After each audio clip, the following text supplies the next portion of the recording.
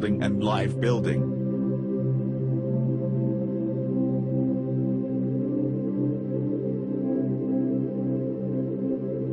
Everything both in nature and the works of man is produced by a process of building.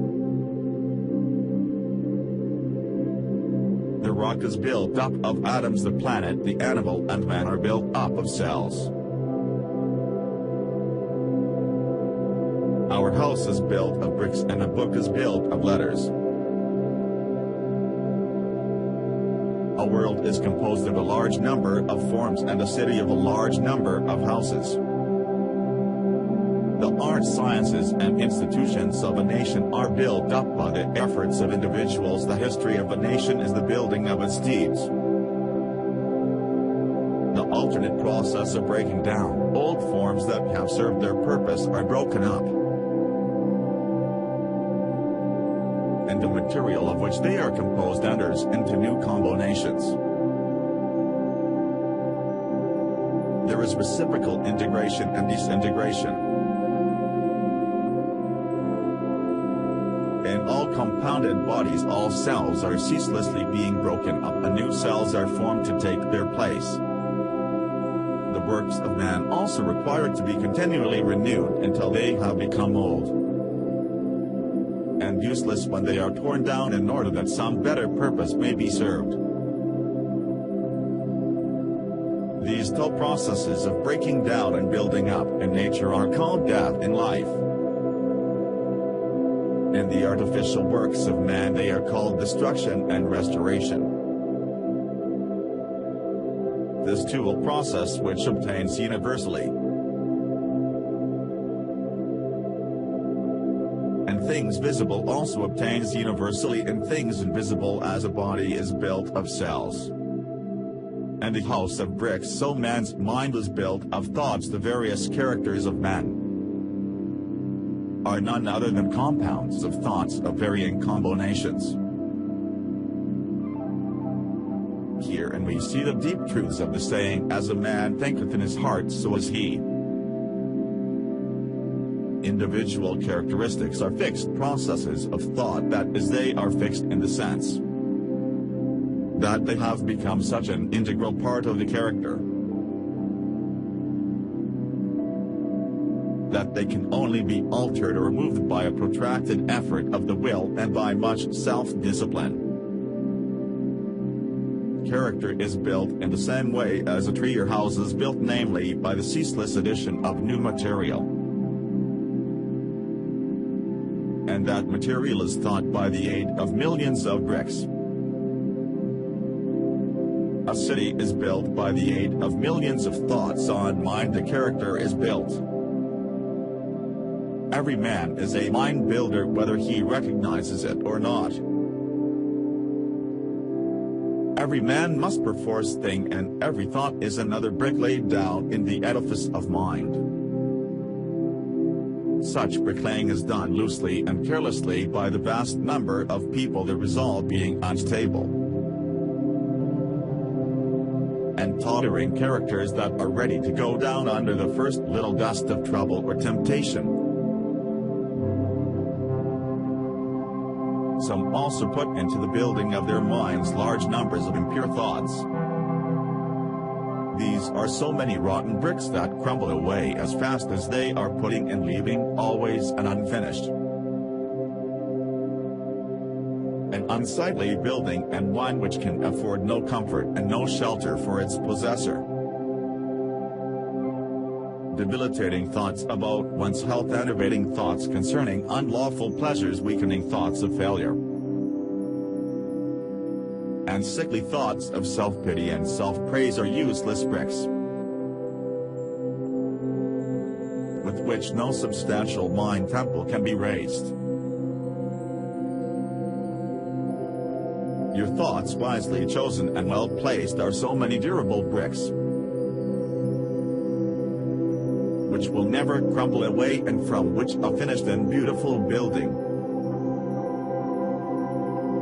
and one which affords comfort and shelter for its possessor, can be rapidly erected. Bracing thoughts of strength, of confidence, of duty, inspiring thoughts of a large, free, unfettered and unselfish life are useful bricks with which a substantial mind temple can be raised. And the building of such a temple necessitates that holding useless habits of thought be broken down and destroyed. Build the more stately mansions, O my soul, as the Swiss seasons roll. Each man is the builder of himself. A mind that lets in the rains of many troubles,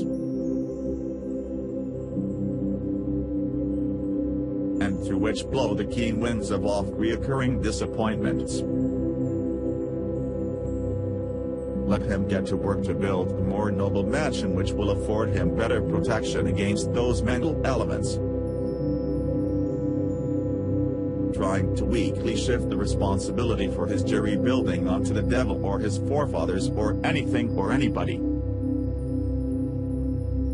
but himself will neither add to his comfort nor help him to build a better habitation.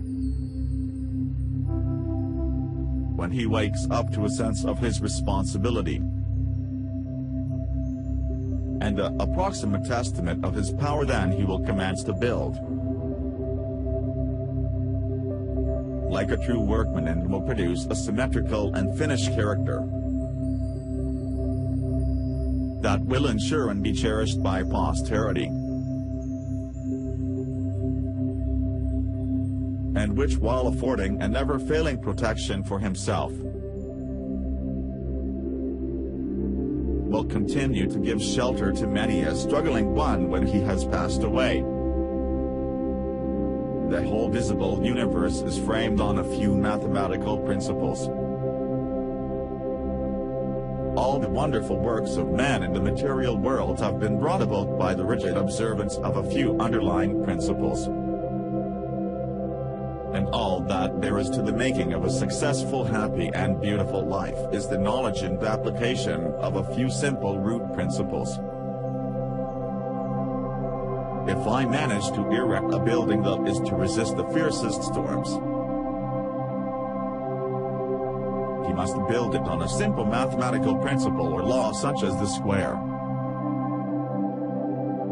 Where the circle, if you ignores this, his edifice will topple down even before it is finished. Likewise, if I manage to build up a successful, strong and exemplary life, a life that will stoutly resist the fiercest storms of adversity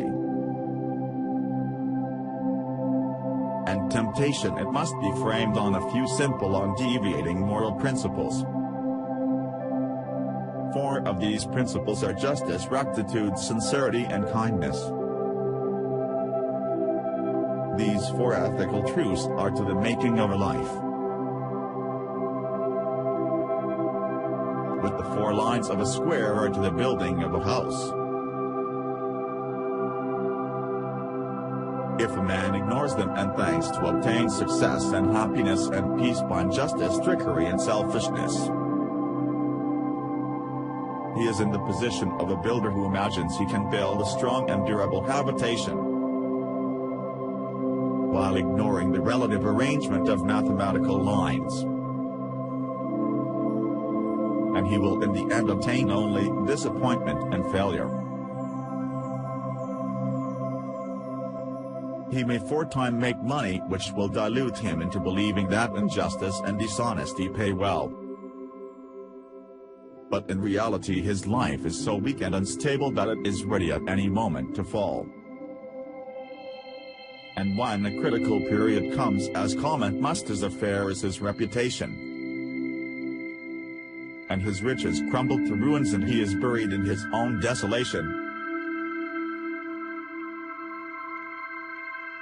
it is totally impossible for a man to achieve a truly successful and happy life.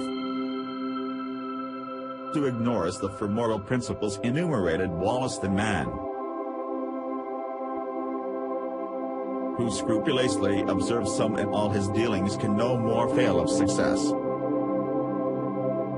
and blessedness than the earth can fail if the light and the warmth of the sun so long as it keeps to its lawful orbit, for he is working in harmony with the fundamental laws of the universe.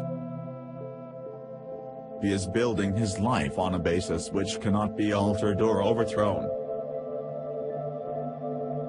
And therefore all that he does will be so strong and durable, and all the parts of his life will be so coherent, harmonious, and firmly knit that it cannot possibly be brought to ruin.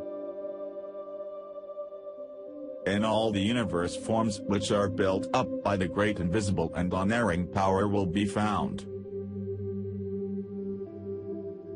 That the observance of mathematical law is carried out with unfailing exactitude down to the most minute detail.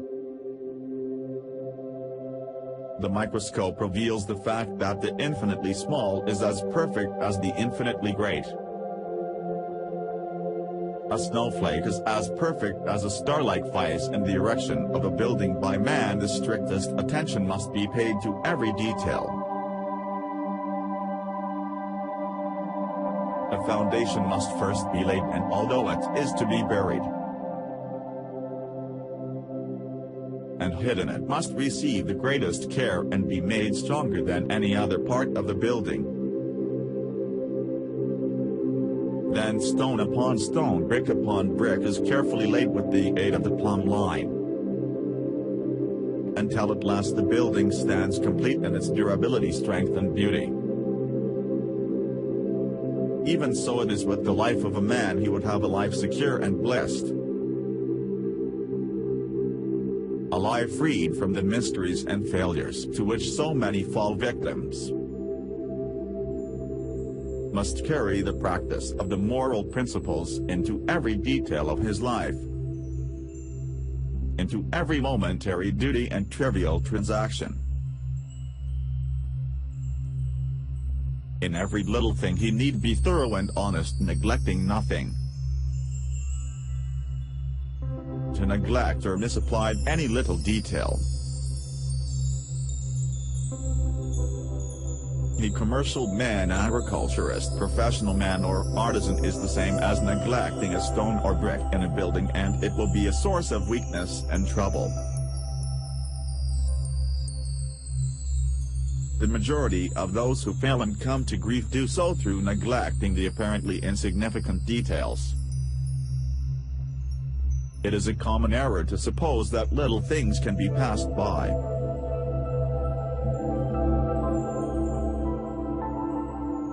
and that the greater things are more important and should receive all attention.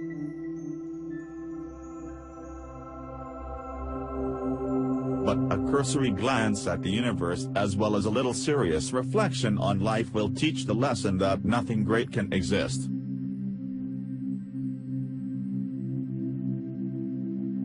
which is not made up of small details, and in the composition of which every detail is perfect.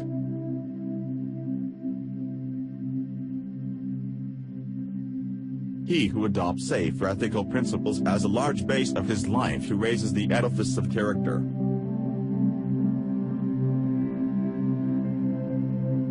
upon them, who in his thoughts, in words and actions does not wander from them, whose every duty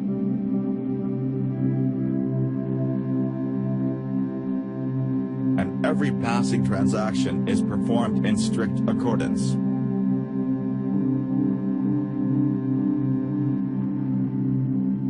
with their exactions, such a man laying down the hidden foundation of integrity of heart securely,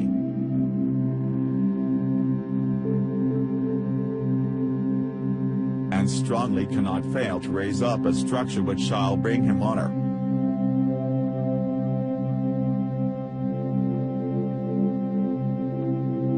And he is building a temple in which she can repose in peace and blessedness, even the strong and beautiful temple of his life.